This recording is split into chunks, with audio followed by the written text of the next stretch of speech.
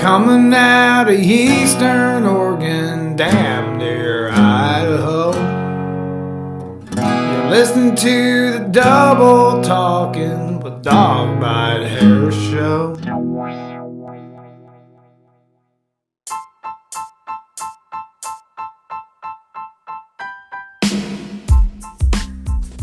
Thank you everyone for tuning in to Double Talking with Dog Bite. I'm Dog Bite. On this episode, I've got Omar Mousa, who is a gentleman that has been, he is the director of Fighting with the Devil. Actually, the technical title for that would be Izzy Cox, Fighting with the Devil. It's a documentary that's been in the works for quite a while about the lovely Miss Izzy Cox, who was a very unique, very once-in-a-lifetime musician. And I had the privilege of meeting her a couple times and seeing her play. And for those of you that know Izzy, man, she was really amazing. And she struggled with a lot of things, though, and she self-sabotaged a lot of things for herself. And these days, I am feeling like I understand Izzy more than ever, to be honest. Izzy had a really rough upbringing, and she also struggled with mental health immensely in figuring that out. And some of the most beautiful souls in the world are mentally ill. Trust me, I know. I work with them day to day. And knowing how mentally ill Izzy was, and the fact that she was able to do the things that she did, is an amazing feat in itself. I work with people that are probably equally as mentally ill as Izzy was, and they need to be in a facility. Izzy was able to maintain that and play music for the world and maintain a life.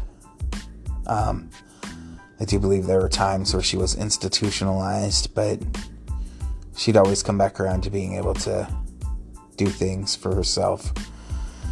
And I think towards the end of her life, Izzy finally found a medicine that worked and finally grasped a understanding of her mental illness, and came to terms with it and found out how to utilize it better.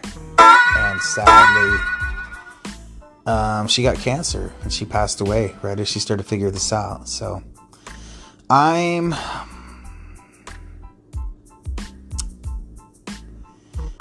really super happy to have this. Sorry about the Jesus fucking Christ.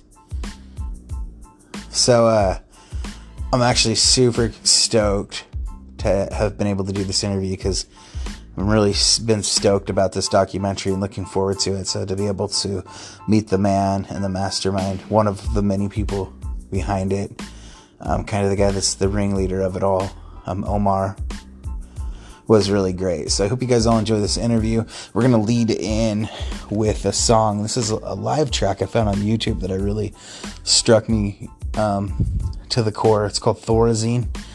And then we're going to roll into the interview. But before we do all that, first, a word from our sponsor, $2 Elvis.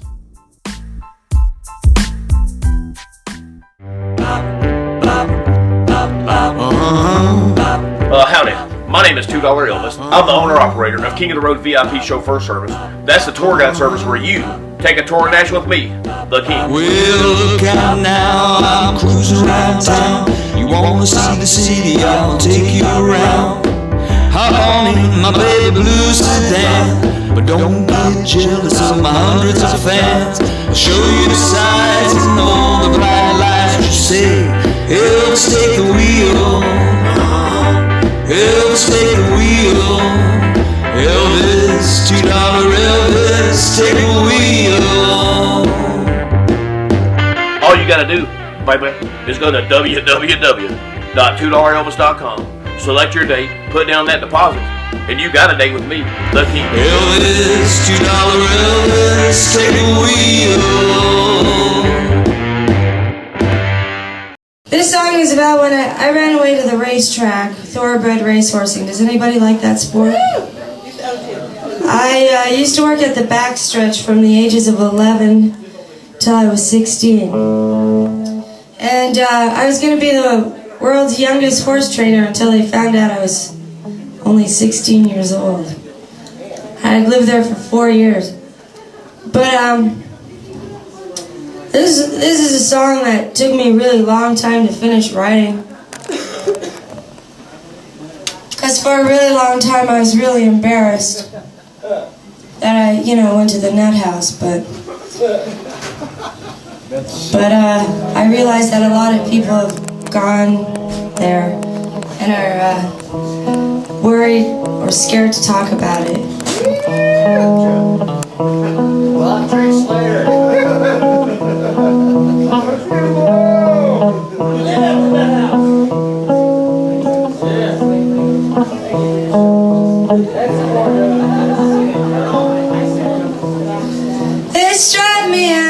They strap me out, a bed and a floor and a urinal. I got a wrist around my band real tight.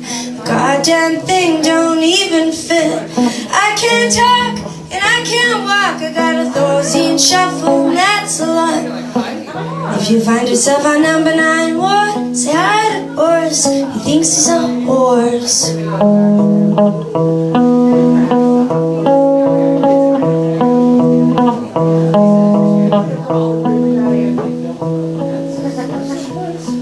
My drug dealer tried to get me out, 'cause I'm on the runaway, lost and found.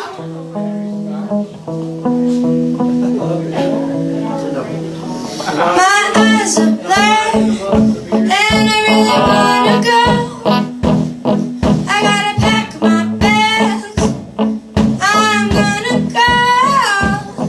I gotta pack my bags, and I really wanna go. And the voices in my head gotta turn it on again. Yes, the voices in my head gotta turn it on again. Yes,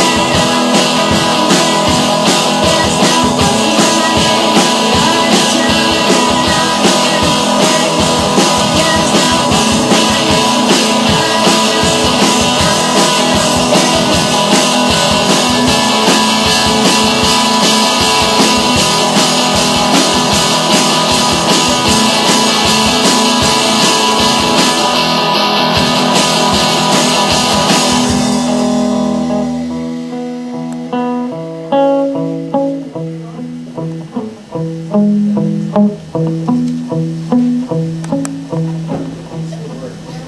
memorize, institutionalize the questions to the answers that they analyze.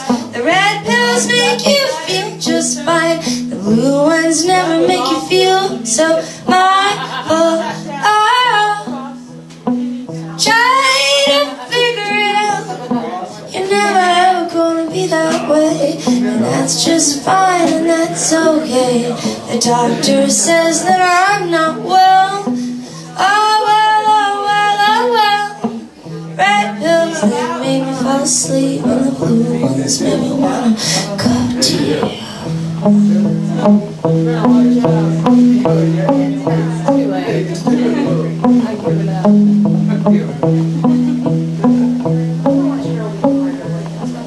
I fell in love with a boy in here. He's got scars on his legs like tears. You wanna take a razor blade to your neck. I know that nothing else is ever the same.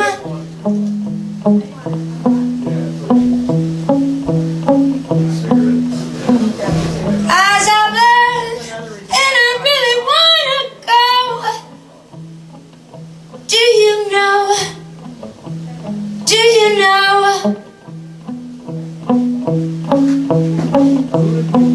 My eyes are blurred, and I'm gonna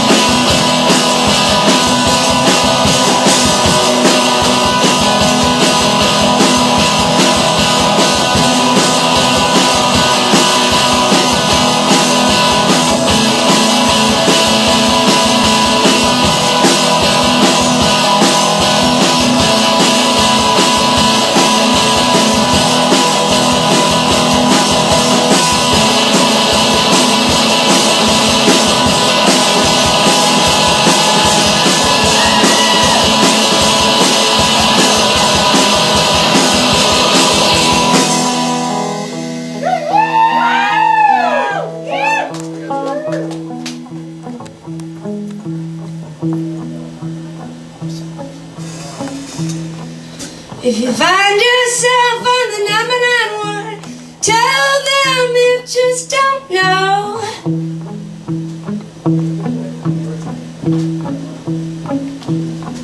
If you find yourself on the number 9 one, tell them you really wanna go, but they won't let you know.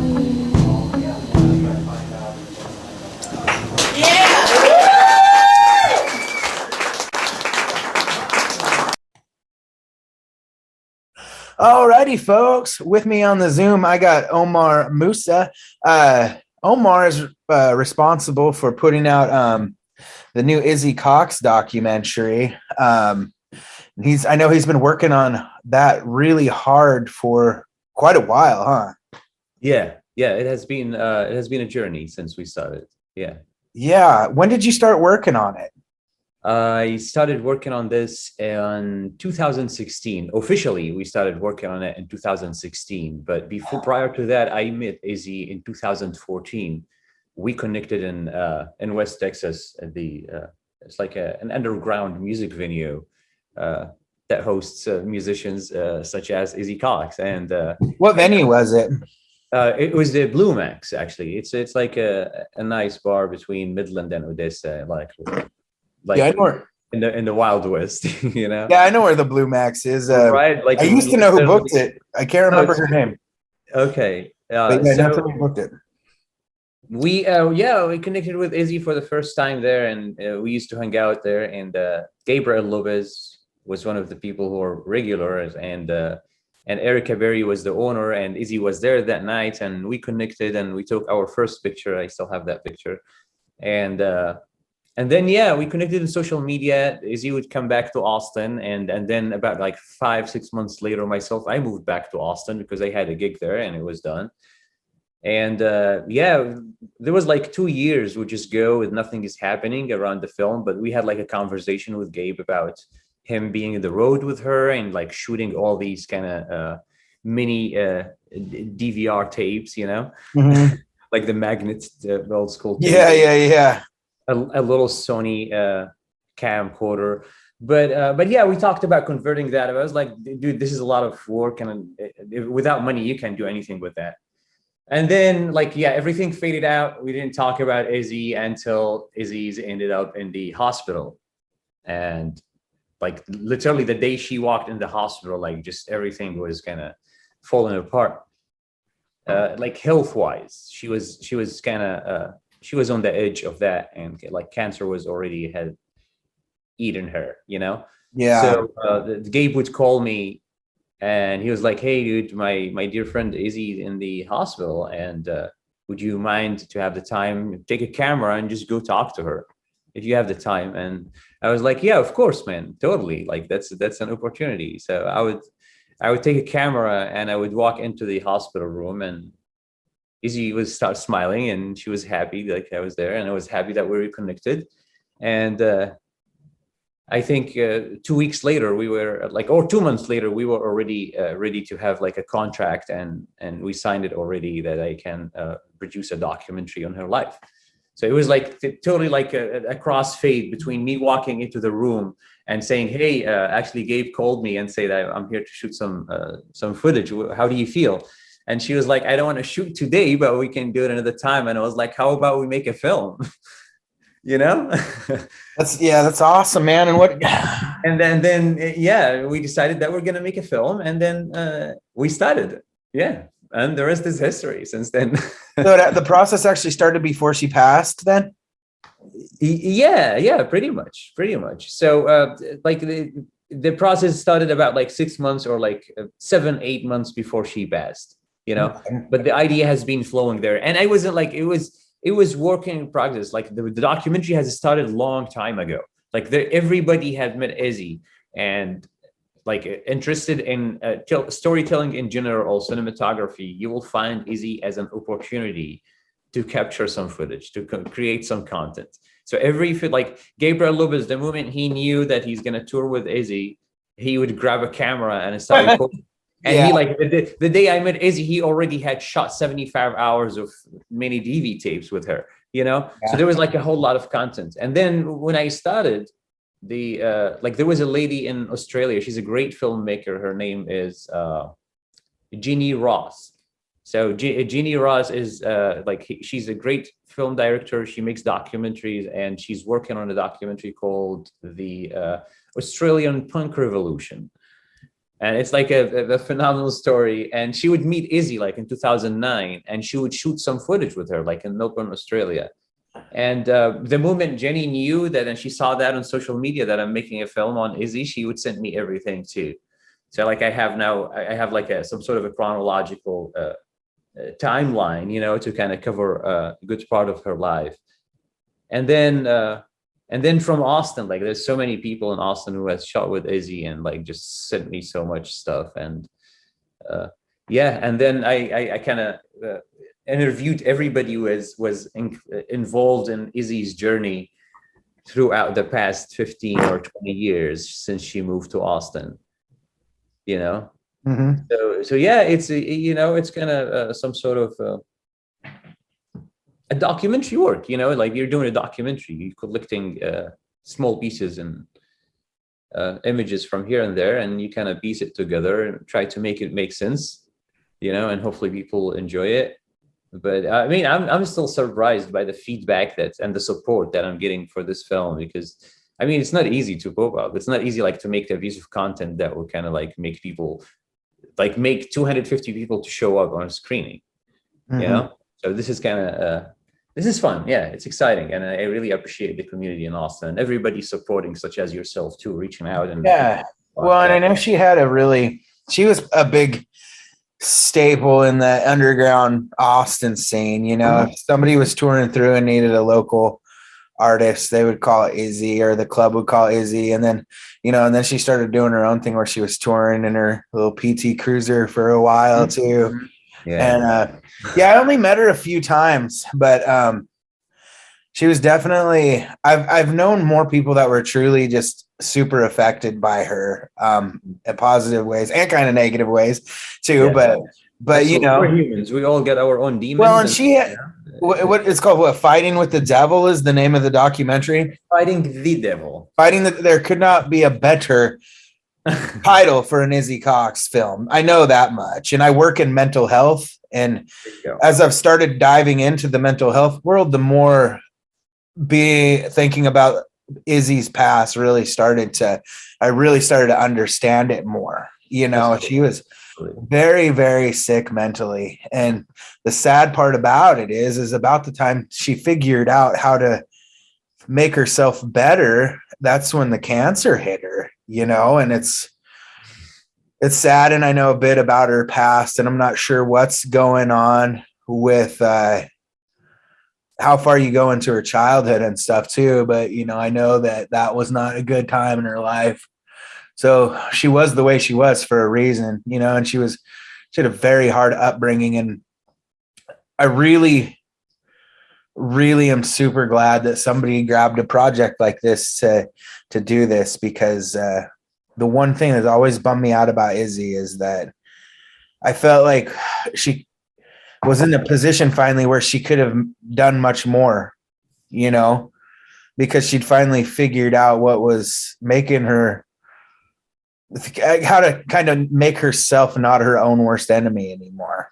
You know, I feel like about the time she really started figuring that out, she passed on and got sick, you know. And I felt like if she would have had more time here, she would be doing a lot more with music. And there's so many female artists that remind me of Izzy right now. I feel like this would be her time to like really flourish too, you know. There's so many good female artists out there that remind me a lot of Izzy Cox. And I feel like she would just like really have like she really would have shined in this time. You know, I kind of felt like the time she was playing, it was real tough. You know, it was just different. So it was a little bit harder for her. I think it would have been easier in today's music scene for her to get recognition, I guess is kind of what I'm saying too. So I'm really happy that somebody came along and was like, hey, like we got to put this out here so people can see it, you know. And the little pieces. I swear it's literally a crossfade between the moment we started this and like me today being at the theater and kind of trying to check out the picture and see if that works. So I don't know. Yeah, sorry for interrupting, but yeah, It's I don't know how it happened, you know. I don't know how I have been assigned to do this. I don't know what was the I mean, yeah, sometimes things just happen, you know. Yeah, man, and the pieces that I've seen of it, like the little clips, they send chills up my spine. Like I think it's gonna be something Are people you talk going to about. come to Austin to see it on the I big can't. I really wish I could, man. It's just so far and it's so and I've been following it, but not close enough to know that it was that close to being premiered. I knew that they finally had a date, and I've been battling. I just got out of surgery for my ACL, but Yeah. God, I would love to come out there and see it though. When is it going to be released on streaming platforms? Man, so this is like a whole different genre of like filmmaking now, and I don't know. I think the like coming to reality, like when I decided to make the film, like I didn't think about like what I'm gonna do after I make the film. Like I just thought I Yeah. would make a film, you know. Like, it's the same with you want to make a song or you want to draw a picture or anything. Mhm. It's just like you want to make it, and then here I made a film. So Well, and that's then your job as the artist too. You know, it's like if you're an artist, you don't really think about everything else until it's like that's done. You know, it's like once the exactly. project's done, then you're like, all right, let's think about everything else. You know? Exactly. So for film, it's a little bit different. We have a lot of archival footage. We have a lot of stuff in there, and I don't think without like there it could be just uploaded on the internet for like some sort of a donation based, you know. Like I would see it going this way. I don't know if like even I should say that or not, but yeah, I think so. But there's a lot of work that needs to be done in some way, like the corporate part of a filmmaking, to kind of get us into like the shore of like live streaming or streaming on Amazon or Netflix or any of that. Yeah. And believe these companies' names, but yeah, like it's just there's so much like they're just gonna like I don't know. Like they're not gonna treat you well. They're not gonna take your picture and treat like the past 5 years of work just very well. They're gonna pay you like No. 1 cent for each watch. And Well, yeah, and the same thing goes with with Spotify when you come down to music, you know, and it's ridiculous how crappy you get treated. Yeah. yeah. And But then like yeah, legally they're just gonna like drain the hell out of you and make sure that you don't make a penny after this, you know. pretty much, you know. So the goal was not like I had never had any like financial goal out of this documentary. Is I still work in media production and video production. I generate my money out of like corporate and tech work, you know, and that's how I make money. But the documentary world is not. It's not a place where I can really like get rich or even make living out of it, you know. Have you done any other documentaries besides this one, or is this your first? As a feature, this is my first complete feature as a director and a creator of the documentary. Yes, but I worked on other features and I collaborated with some other platforms out there. Okay, Yeah. cool. So, who all did I know you interviewed Gary Lindsay a bit in there?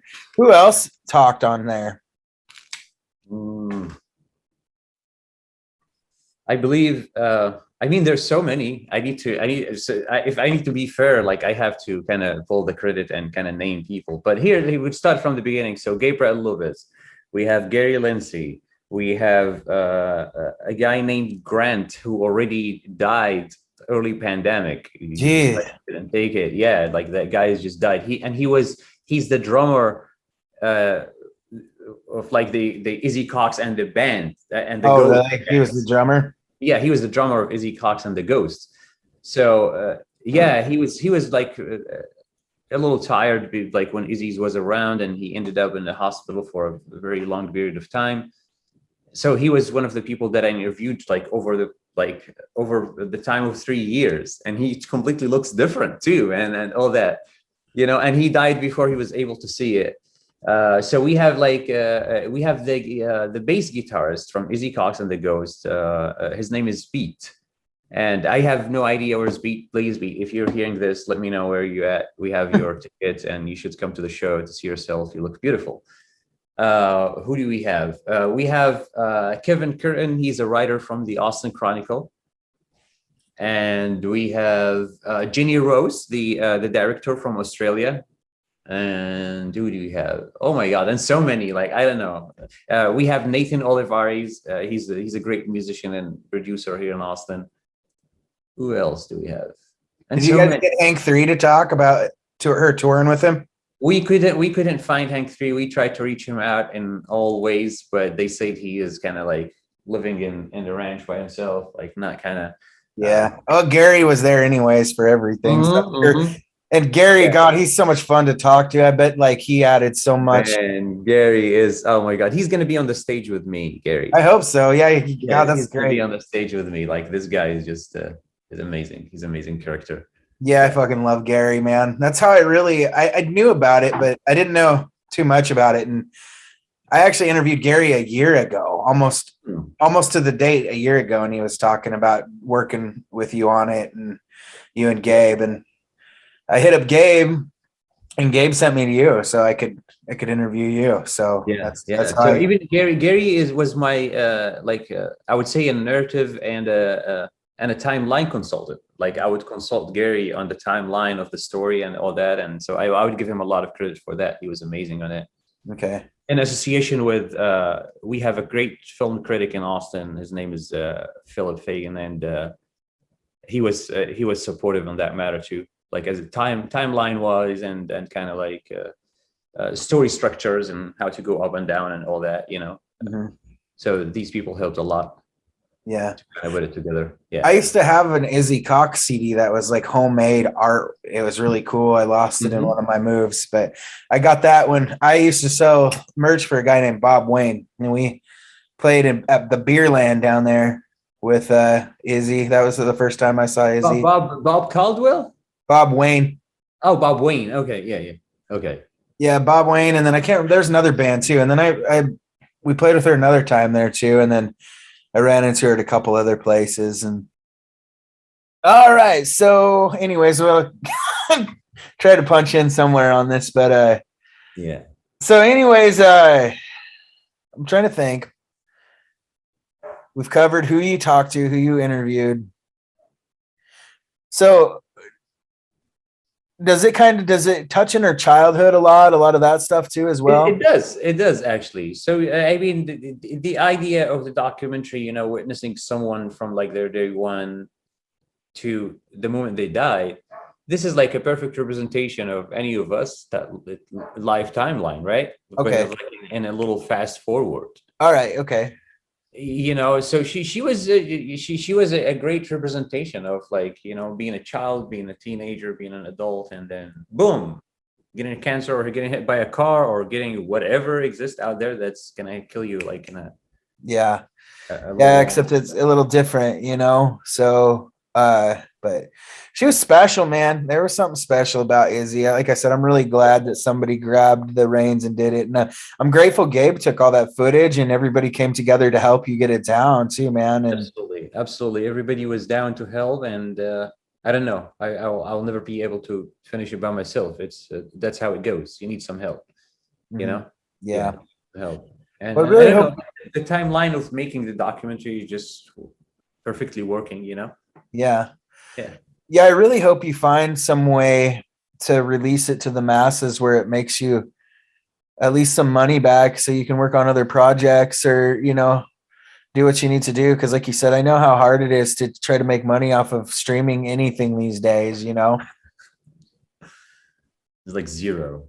Yeah, nobody wants to buy DVDs. If you print DVDs, I'll buy a DVD for sure, though, because I've got a small collection I like to keep. But well, if I print DVDs, we should buy a bunch of DVD players, so we send it with the DVD. Just a package deal. yeah, with like HDMI to audio and video outputs from the or you can. For your smart TV. New flash drives, flash drives, so people. Yeah, that'd probably be easier these days, huh? Yeah, I think flash drive. I mean, electronics download is available. You can always download your copy using a password. Like it's like, or you can download or not download. You can have a 48 hours streaming access to the film if you're interested, and it could be listed online forever. until you find a better solution, or until like you just nobody want to watch it anymore and you take it down. Okay. You know. Yeah. So you said earlier though you don't know where you're going with that or how you're going to get that out there. I mean, if like the basic way, the simple way, I know where to go with it. You need like a production company or a producer with some money who can take care of the corporate side of filmmaking to make like to kind of take this documentary and make it like, I don't know, eligible for Amazon and Netflix and all that crap. Okay. Well, I'm gonna just have to ask Gary to live stream it for me so I can watch it. Just I'm gonna Just stand in the theater and hold his phone and I'm gonna FaceTime him so I can watch. Yeah, totally. Yeah. He's gonna be busy. Somebody else is gonna hold his phone.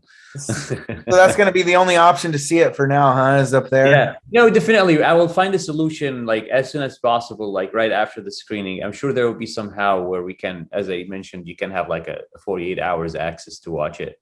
That would be cool, man. Because definitely it's gonna be there. Yeah.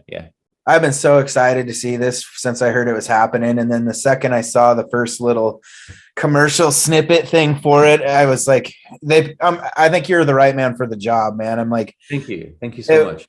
I don't know, where she's putting her makeup on in the mirror and stuff, and that whole scene and the music in the background and hearing her sing, like I got chills up my spine and a little emotional just to see it. It's she was such a big part of, like, when I was starting out doing music, she was a very big part of the music scene, the very big part of the roots music scene. And she was one of the first people that we lost too, so, and like I said, it was just so sad that I felt like she was just finally getting to a place where she was going to really shine too, and she kind of put her demons behind her, I felt like, and totally, that's literally what happened. Yeah.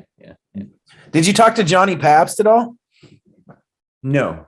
Johnny Pabst is from Austin. He used to hang around with her. I'd wondered if you maybe ran into Johnny, but yeah, they used to play together too. But I mean, there's so many folks in Austin. I know. Oh yeah, she was everywhere. She played all the fucking time. And there's so many interesting characters in town that you can go in front of the camera and talk to them, about anything, and they're all fun and excitement. But yeah, I mean, I did myself as much as I could with a small budget and a small team, kind of trying to put this together and make something out of it, Yeah. Well, good, man. Trying to think of anything else. Like, I guess it was just, was it kind of emotional for you to do that? And do you feel like I don't know. I know you said you were friends, but it almost sounds like you weren't I mean, did you guys probably got pretty close when you were filming her in the hospital, I imagine. I was almost 5 days a week at the hospital with her. Okay. That's where you guys really got close. Yeah. I will go take her out. We'll smoke a cigarette, outside of the hospital, and then walk back again and just do things outside and all that. She probably appreciated that too, man. I know that I was following her a bit when she was in that position, and I think seeing people really made her day. Yeah, she was. I mean, she was always excited. I always had like a little audio recorder and a camera on me, and we would just wherever we are, we'll just take a corner and sit and just start talking about whatever. And she always got a story to tell, so it was always exciting. Nice. God, this is going to be so good. I mean, it's really cool to hear the process, because I didn't realize a lot of it came from when she was alive, Yeah. Well, I mean, I knew that. I guess I didn't know that you'd personally kind of started working on this beforehand. So you got a lot of firsthand stories from her probably, and not a lot of secondhand stuff. And then you picked all the right people, in my opinion, to talk to about her, Gary would definitely be one to get a lot of footage of talking about Izzy. And I know you did that. So, yeah, it's cool. I'm glad I got to meet you. I've been wanting to talk to you a while just about the process of everything and how it goes. But yeah, I really will be first on the list to rent it or buy it when I can. So I'll be watching. I'll definitely make sure to keep you in the loop for that, because I really want everybody to see it. There's so many people are not able to make it, and Well, I there's want people that don't know her to see it. Is a lot of it, you know. absolutely yes, absolutely yes, absolutely, absolutely. If we get to that point where we can attract people who doesn't know anything about her, that would be great. You know, because this is the goal. Like that's kind of something I always state. I would say I really created this documentary to kind of keep her music alive, because she created something really cool and I love her music. And then to share her message of love, like toward the end of her life, she was just all about, you know, dude, this is it. Look how fast that happened, you know, like, look at me. I'm just, you know, I'm going, you know, so it's basically for me. Yes, this is a great representation of any of us timeline. And then that's a message of love. Absolutely. There's literally nothing worth it when it comes to reality. You know? That's a cool way to put it too, man. I'm really stoked and grateful that you took a minute to talk to me about this. Is there anything else you want to talk about? Like anything that was just like super stuck out, like anything that was just like that I might not have hit, you know? I mean, I don't know. Like if I wanna re-give you like a brief of the timeline of like the whole thing, you know, there were so many corners that, you know, kind of were like time, like a game changing for me. So I started in 2016 when Izzy was in the hospital. In 2017, she passed away. In 2018, I was just doing everything by myself, trying to collect footage, make interviews, and do all that stuff. In 2019, everybody suggested we do a crowdfunding. Okay. 2019, we did the crowdfunding. I have a dear friend, and she's in the film industry in Austin. She stepped in as an executive producer, Marcy Wainter, and she kind of was able to support the movie until I finished editing. And I finished editing literally in March 2020. And that was when the whole world was starting to fall apart. Oh yeah. Did that cause so how let me ask you this, man. Did COVID hurt your process or help it? I mean, I can imagine maybe no, it's kind of like it shut me down. In a personal level, business wise, I work with corporates and tech industry, creating like media content.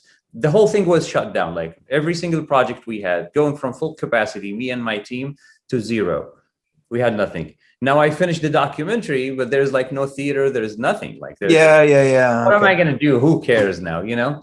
So I mean, I don't know. It was like a crisis for everybody, you know, and it wasn't even like it affected me mentally too, you know, because like there was no jobs. I finished the film and there's like a dead end. So what else? So I traveled for a while. Like I left Austin for about like 8 months. I went all the way to West Africa, the Middle East area, and then the Balkan countries like Austria, Slovakia, Slovenia, and Croatia, and all the way back to Austin. Because there was no other way to cope with that, you know. It was just a lot of stress and no works, and you have a film that has nowhere to go. So I left, and then I came back in August 2021, and that's when I connected with My Point TV, who are my sponsors, to put this on the big screen. And it was literally another crossfade when I introduced the project to Megan Gonzalez, the editor of My Point TV.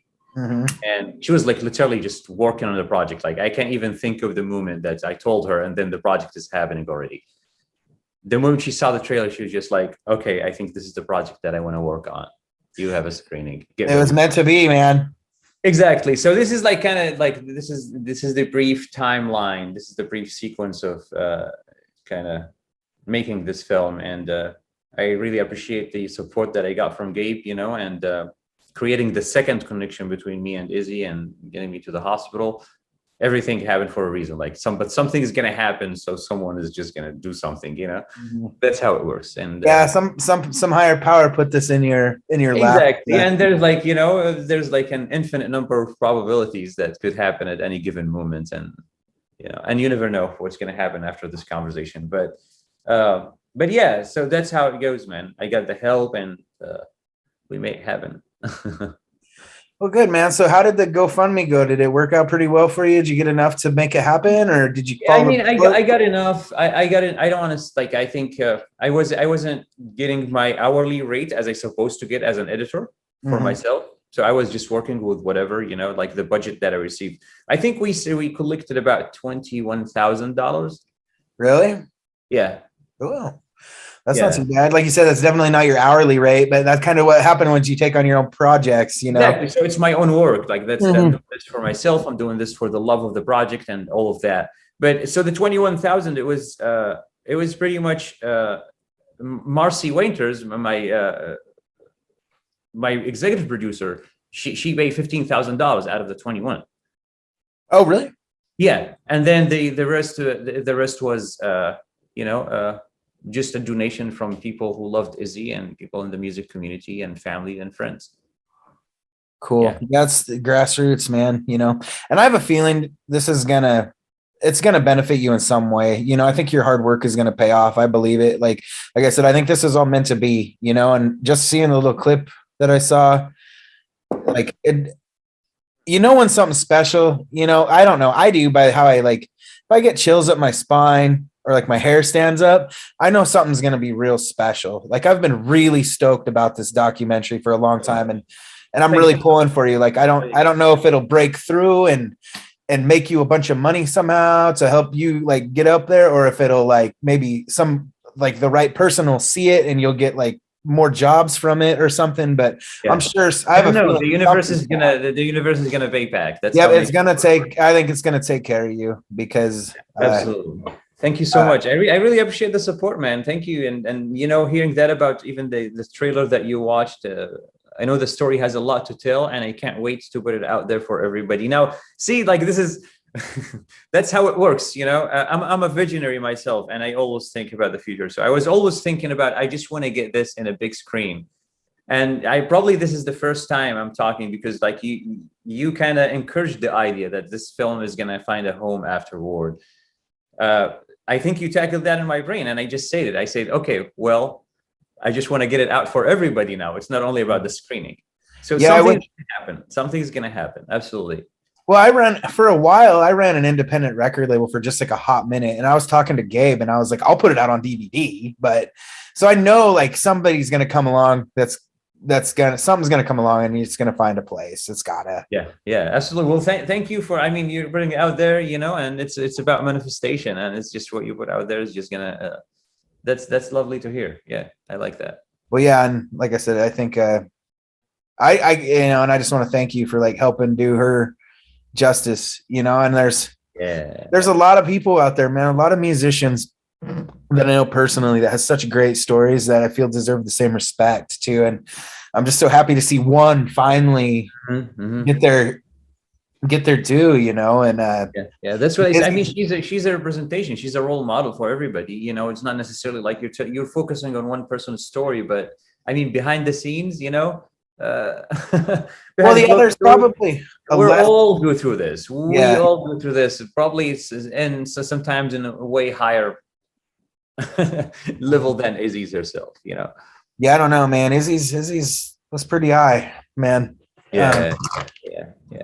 She was definitely a character, man. There's a billion Izzy Cox stories out there, like anytime I'd go to Austin, literally, this isn't an exaggeration or any bullshit. Anytime I'd play in Austin, I would hear a story about Izzy Cox every time, so see now hearing this might be like a cool thing to like do a second part of the document just to talk to people such as yourself who kind of represent a totally different spectrum of Izzy's life. Well, and this is honestly too, this is how far she reaches. So this is how far she reaches. Nice. Hold on. So my ex and I, right.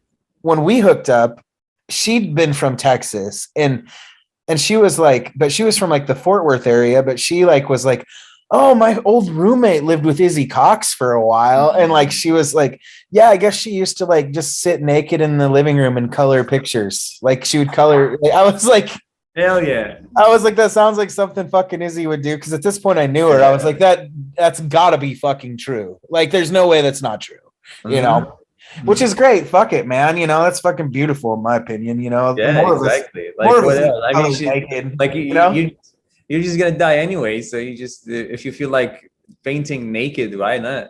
well, and Just as goddamn naked.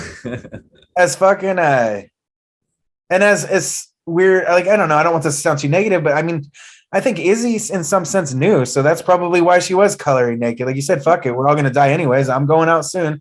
Like I don't give a shit, you know. Like Yeah. that was Izzy, man. She was always herself, man. You know, always herself. Exactly. Yeah, yeah. I don't know. I don't know. She always knew. She always sung for like death and devil, and the devil is coming to get me tomorrow. Come on, he's coming. He's getting closer. Like most of her lyrics is just fucking avant-garde shit. Like,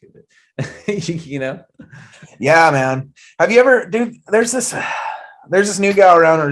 Every time I hear her, she reminds me of Izzy, and she's picking up so much steam. Her name's Sierra Farrell.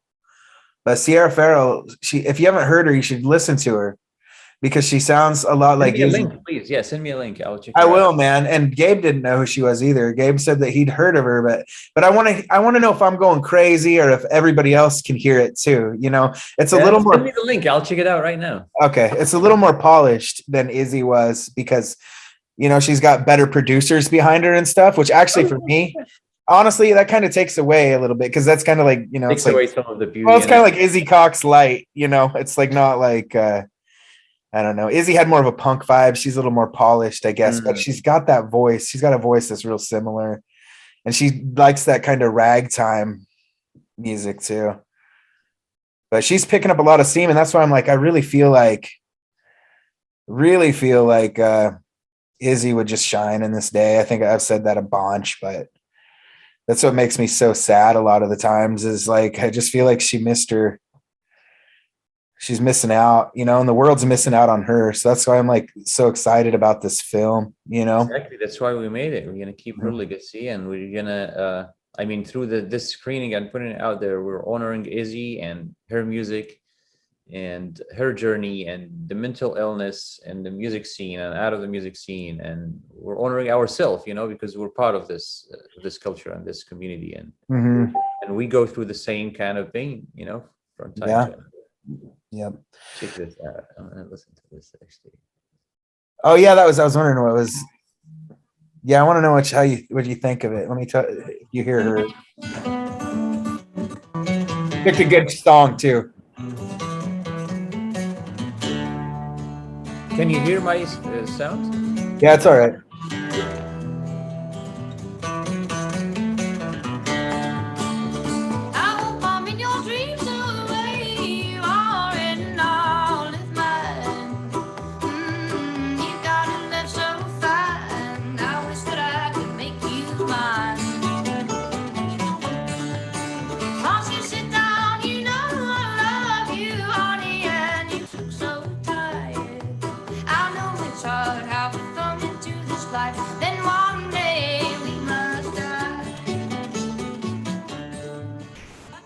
What do you think? You hear a little Izzy in that at all? Stuff, man. Yeah, of course. I mean, it's kind of like I hear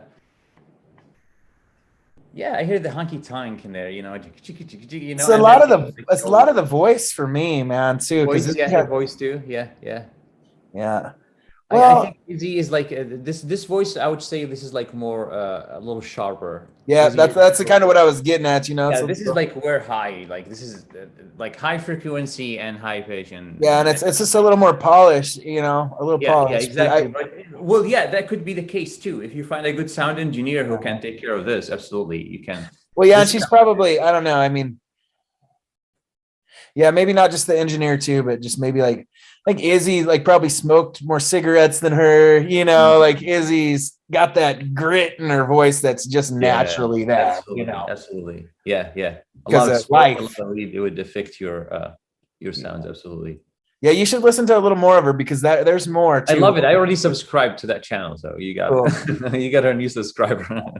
Yeah. I mean, I don't know her personally. I've opened a couple shows for her, but every time I hear her, I'm like, God, and she's blowing up right now. That's why I'm like, Izzy would. Interesting. And there's a couple others kind of like her too, Their work is really clean and Yeah, this is like a professionally shot music videos. There's like a bunch of them, even like the small ones in the small set. Well, dude, I don't know, man. You could probably get into doing that some too, man, once you're done with this and make some money by doing that, charging bands, because video content's so important now, Man, there was let me tell you that there was a lot of this work happening before March 2020, and I have no fucking clue like what happened. Like we used to do a lot of work around music and music bands. Mm-hmm. We don't do this anymore. Like you just don't get requests anymore.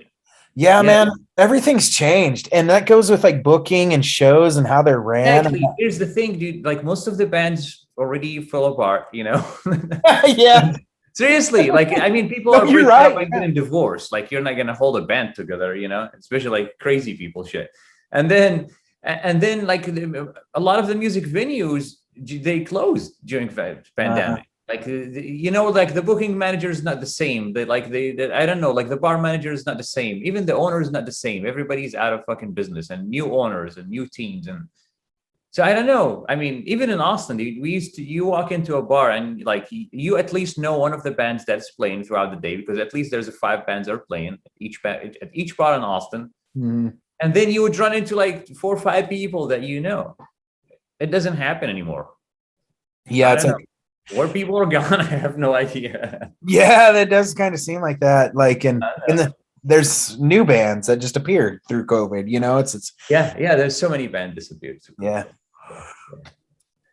Well, is there anything else you want to add, man? I don't know if you have anything else you want to ask me about. I'm totally down for that. I don't think so, man. I really appreciate you coming on though, and I look forward to it. And totally, man, absolutely. I really appreciate your feedback on the trailer too, and you're stepping in, and I know like every word that you put out there is gonna move the whole project forward, and it's gonna help us get somewhere with this. And if you ever have another project that you get on and you want to talk about and you just want a little exposure, just hit me up and we can do another interview whenever, Yes. Absolutely. Yes. Yeah. We have, I have something coming up right after the screening, and I would love to talk about it too. Okay. Yeah. Whenever you want to talk, just let me know, man. I'll put you on.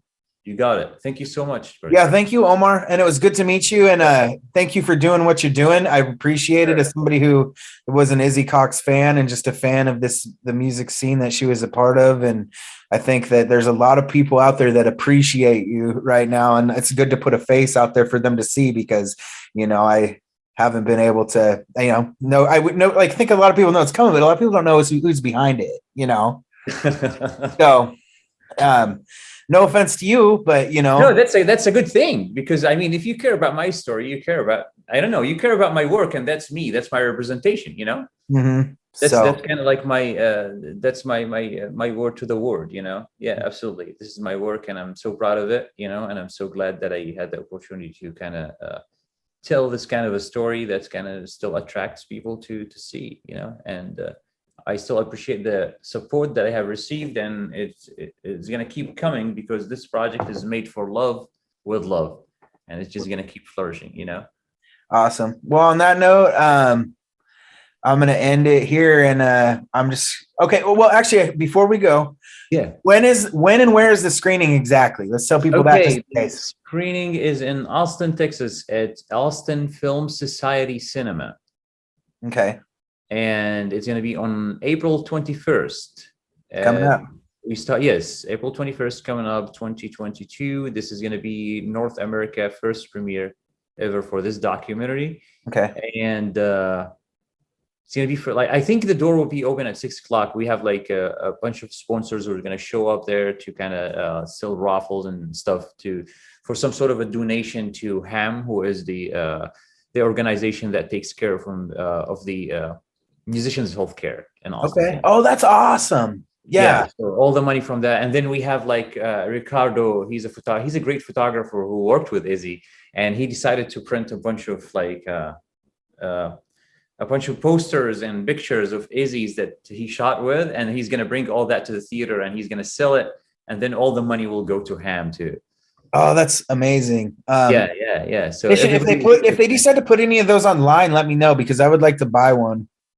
Yeah, the raffles. Yeah, yeah. If they put Yeah, like there's a lot. I mean, posters there's in- yeah, there's a lot. Like there's some of the tickets goes up to like $500 from our sponsors. They just decided to put it there, and I'm like, oh my god, can I buy some of them because it's only $5 for the raffle? And like, can I Yeah. buy like 15 or 20 of them? You know? And they're like, nope, you're part of the game. You can't buy one. That's from the sponsors. And I was like, Awesome. all right, well, I guess. Well, is there any like plans or like, so you said Gary's going to be on stage with you, so there's going to be a stage set. So like, are you guys going to do like a Q&A thing or something like that? Basically. So, I mean, my host, who is my point TV, represented by Megan, she's going to be on the stage, and then it's going to be me. I will kind of introduce the film and talk about it basically the same way we talked about it right now, and just give like a brief timeline of everything. And then Gary is going to talk, as a public figure in the kind of like the underground and music scene in Austin, Texas, and who have known Izzy for a very long time and have known me personally for a very long time too. And he has been involved in the film. So he's going to talk. And then we have Philip Fagan, who is a film critic and a cinema professor at the University of Texas, who's going to come up and kind of talk about this kind of a film and what is it all about, and kind of use like some some film vocabularies to kind of critique the film for everybody. But it's going to be exciting. It's going to be fun. Everybody is like it's going to be a lot of joy there. And basically that will be it. If we have any questions, we'll answer the questions on that, like on the stage, and then we'll enjoy the show. And after that, we'll just step outside for some pictures and more drink. That's how easy you want it. Are you guys, so you gonna plan maybe putting it in, doing maybe a couple of them, to, if the first one goes well, would you do a second screening someplace? I mean, so the first one is going well already, but it's just so much work. Like, that was going to be my next question. Man, it's just, oh my God. Yeah, for this, I think the second one will be easier. We have learned a lot, from this one. And there's a whole team who's working with that. Like Megan and her team is just taking care of that. But I still I'm trying to kind of balance honestly, the two cultures, like you have the culture of the documentary itself. And then now the documentary, it's done. Now you're dealing with media, TV, and theaters. And now I'm trying to kind of juggle between these two cultures and try to make things make sense, on the real life and the theater itself. So yeah, I don't know if there's another screening, but I didn't even know about this screening about like 2 months ago, So you never know. I'm open for the idea, man. Whatever comes, whatever the universe would provide, I'll totally be down for it. That would be rad. Cool. So are the tickets sold out yet? No, we have not sold out yet. We have 2 weeks left, and I think we're around like 70%. Okay. Yeah, we're around 70%, and that's great, man. That's amazing. Yeah, that's good. You'll probably, I imagine that if it doesn't sell out, you'll probably sell the rest at the door that day. Indeed, yes, indeed. Like you'll be surprised, like by this kind of events in Austin, people will just like wait till the last day and then everybody will show up. Well, it's kind of like a lot of concerts too, and especially, and that's kind of like what I've noticed with like what you were saying, we were just talking about the COVID thing. It seems to be, I think what's kind of changed the people are changing how they buy tickets now because they never know when the next variant's coming. Right. So a lot of people wait till last minute. So like a lot of shows are just selling out like super last minute. I just saw a punk show in Seattle. So here's the thing. When we started, when we literally had the first conversation about the opening for the documentary, and we were about to sign the contract with the theater, they allowed us only 60 people. And I'm like, what? What are you talking about? No, I can't do that with 60 people. I'm going to host 60 people in my apartment and do it. I don't want to do that. Yeah.